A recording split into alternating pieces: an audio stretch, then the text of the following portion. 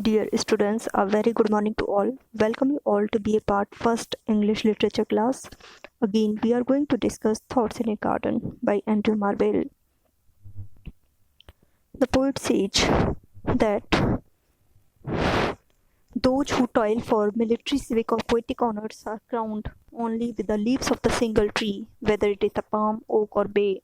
Thus, here all the flowers and all the trees offer us the garlands of reproach. Once here are innocence and quiet to be found. Their plants, unlike those which supply to the garlands of ambition, are given only in the places where they grow. Society, in comparison with this delicious solitude, is merely barbarous. The lovely green excites more desire than the white and red in any woman's cheek. Apollo only pursued Daphne in order that she might turn into the laurel trees, and Pan changed Syrinx so that she might turn into the plants of reed. Fruits offer themselves to the writer, and flowers ensnare him. But he says in the sixth stanza that his mind withdraws from the lesser pleasures of the senses into that happiness which is within itself, and there transcending those external objects that are mirrored within it as external things are counterparted in the ocean. It creates other world and rejects all the visible creation in favor of those green, innocent, and primal thoughts that come to it in a garden. He feels as if his body leaps. He feels as if his soul leaves his body and glides like a bird into the trees. It reminds us that of the Keats' Ode to the Nightingale, where he says that he appears as if he's turned into a nightingale and he's residing into the cluster of the leaves. And the bird which is hidden in the plant, it prepares itself for yet longer flight. यदि हम बात करें इस poem की, तो इस poem में कवि कहता है कि जो लोग सैनिक, असैनिक या काव्य के क्षेत्र में प्रसिद्धि प्राप्त करने के लिए परिश्रम करते हैं, उन्हें मात्र एक पेड़ के पत्तों से बना हुआ ताज पहनाया जाता है, परंतु गार्डन में हमें सभी प्रकार के पेड़ और फूल और शांति की मालाएं भेंट करते हैं। गार्डन में हमें शांति और पवित्रता मिल सकती है। उनसे पौधे और अन्य पौधों के विपरीत जो महत्वाकांक्षा की मालाएं बनाते हैं, केवल उन्हीं स्थानों पर मिलते हैं जहां वे उग सकते हैं। इस स्वादिष्ट एकांत की तुलना में मानव समाज असभ्य और जंगली सा लगता है। यह हरा रंग सुंदर स्त्री के गालों के सफ़ेद और लाल रंग से भी अधिक प्रिय होता है। अपोलो ने डैफ्ने का पीछा केवल इसलिए किया था कि वह लॉरेल में परिणत हो जाए, और पान ने सिरिंग्स का पीछा उससे रीड में बदलने के लिए किया था। फिर नेक्स्ट स्टेंजा में, फिफ्थ स्टेंजा में कवि कहता है कि फल उसके पास भेंट के रूप में आते हैं और फूल उसका मन हर लेते हैं, अपनी तरफ आकर्षित करते हैं। सिक्स्थ स्टेंजा में कवि कहता है कि मेरा मस्तिष्क इंद्रियों के हल्के आनंद से दूर हटकर उस आनंद को प्राप्त करने का प्रयास करता है जो उसके अंदर ही है। वहाँ उन बाह्य चीज़ों में से उसमें कोई दिखाई नहीं देता, आगे निकलकर सागर में मिल जाती हैं। वह नए संसार का निर्माण करता है जो दिखाई देने वाले समस्त संसार को अस्वीकार कर देता है, और स्वीकार करता है तो मात्र हरे, निर्दोष और सत्य विचारों को, जो कि बाग की हरियाली की छाया में मस्तिष्क में आते हैं। फिर वो इमेजिन करता है कि उसकी आत्मा उसके शरीर को छोड़कर पक्षी के समान पेड़ों पर उड़कर चली गई है, और ये लाइन्स हमें कीट्स की ओड टू द नाइटिंगेल की याद दिलाती हैं।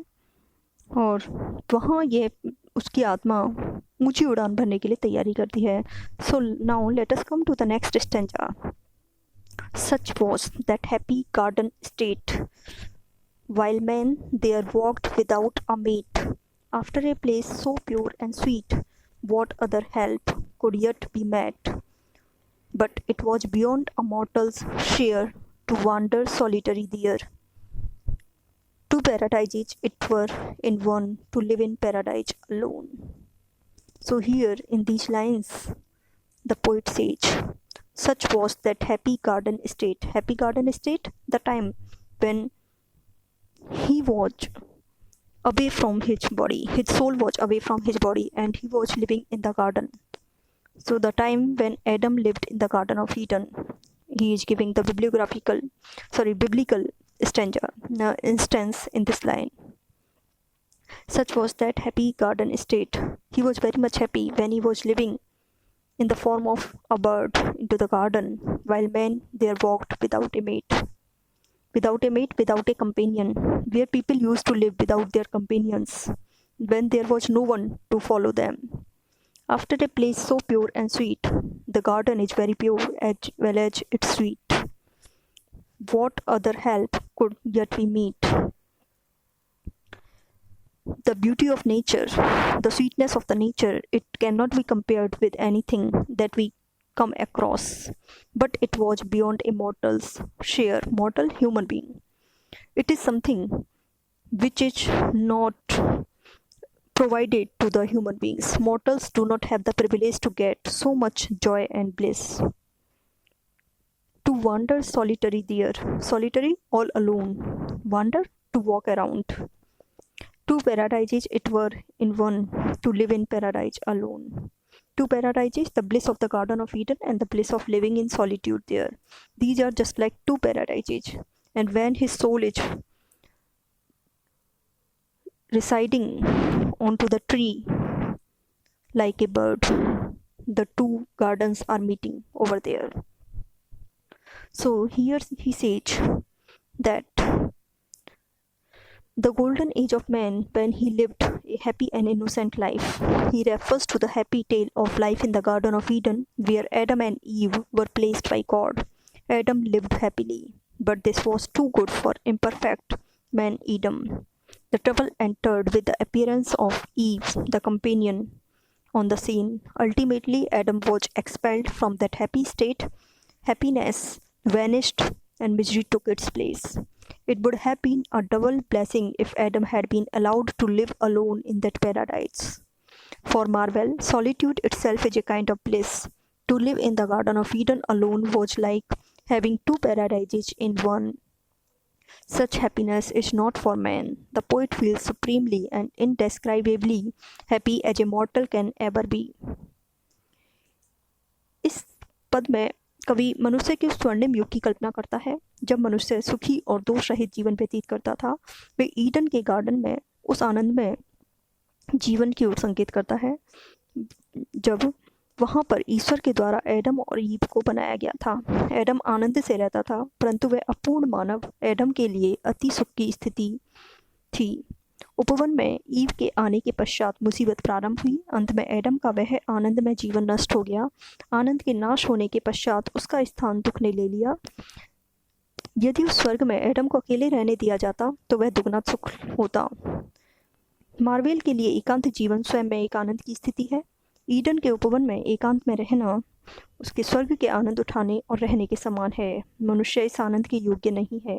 कभी अपने आप को अत्यधिक सुख की अवस्था में पाता है, इतना सुखी कि जितना कोई मानव हो नहीं सकता।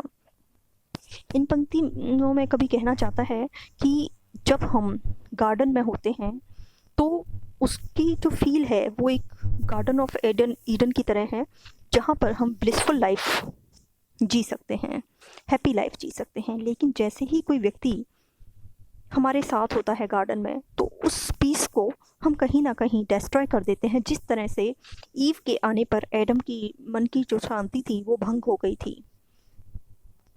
So now let us come to the next stanza. How well the skillful gardener drew of flowers and herbs this dial knew, where from above the milder sun does through a fragrant zodiac run, and as it walks, the industrious bee computes its time as well as we. How could such sweet and wholesome hours be reckoned but with herbs and flowers? How well the skillful gardener drew. The skillful gardener, God, who is all skillful. Here God is projected as a gardener. How well, who very beautifully drew of flowers and herbs this dial knew. Dial, an instrument that shows time by the sun's shadow. How well the skillful gardener drew of flowers and herbs this dial knew, where from above the milder sun does through a fragrant zodiac run. Zodiac, an imaginary belt in the sky through which the sun, moon and other planets pass. It is divided into 12 parts, just like the dial of the watch. Thus through a fragrant zodiac run, and as it walks, the industrious bee. In the previous times, in the ancient times, people used to guess the time while seeing the sun.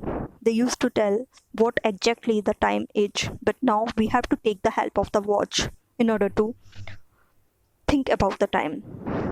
Thus through a fragrant zodiac run, and as it walks, the industrious bee.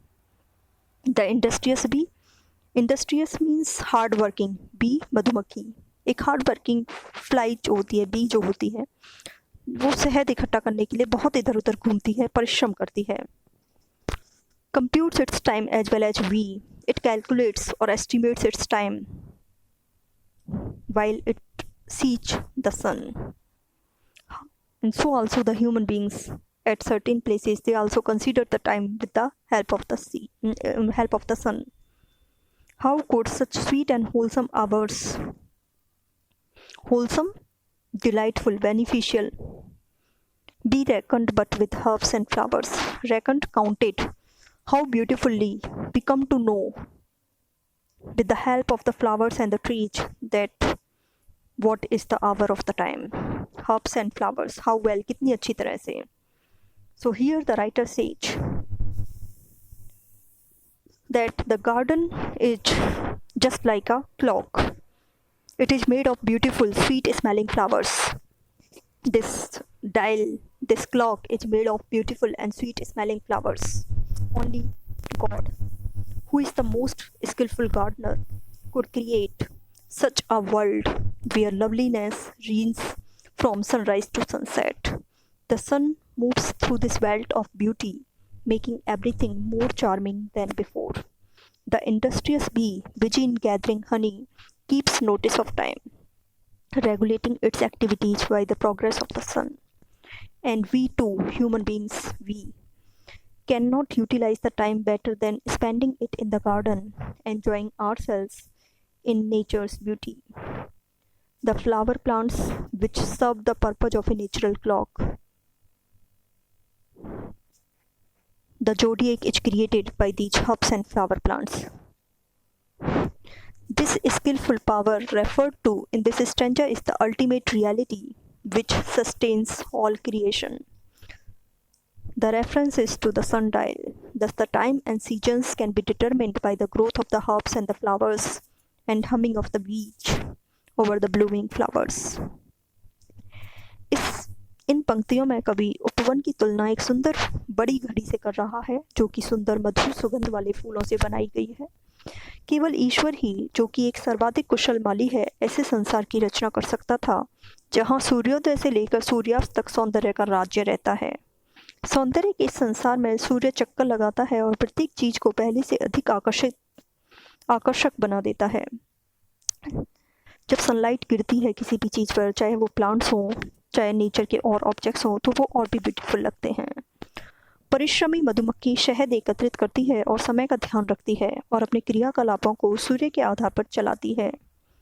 हम देखते हैं कि पक्षी भी समय समय पर अपनी सारी एक्टिविटीज करते रहते हैं और पता नहीं, उनके पास कोई घड़ी भी नहीं होती, और फिर भी वो एक पर्टिकुलर समय पर आते हैं, एक पर्टिकुलर समय पर चले जाते हैं. हम भी अपने समय का सबसे अच्छा उपयोग उपवन में प्रकृति का आनंद लेकर ही कर सकते हैं. कवि यहाँ पर विभिन्न प्रकार के पौधों, फूलों के द्वारा बनाई हुई प्राकृतिक घड़ी का वर्णन कर रहा है. जो शक्ति ये सब करती है और जिसका इस पद में वर्णन किया गया है, वह उच्चतम शक्ति है जो समस्त संसार को चला रही है, यानी गॉड. इस प्रकार से समय और ऋतुओं का ज्ञान विभिन्न प्रकार के पौधों और फूलों के द्वारा और खिले हुए फूलों पर आवाज करती हुई मक्खियों के द्वारा होता है. क्योंकि पुराने समय में हमारे यहाँ घड़ी नहीं हुआ करती थी और पुराने लोग जो होते थे वो समय का अनुमान सूर्य की दिशा को देख करके लगाया करते थे. Thank you all. This poem is complete, and if you have any queries regarding this poem, you can contact me. Thank you all.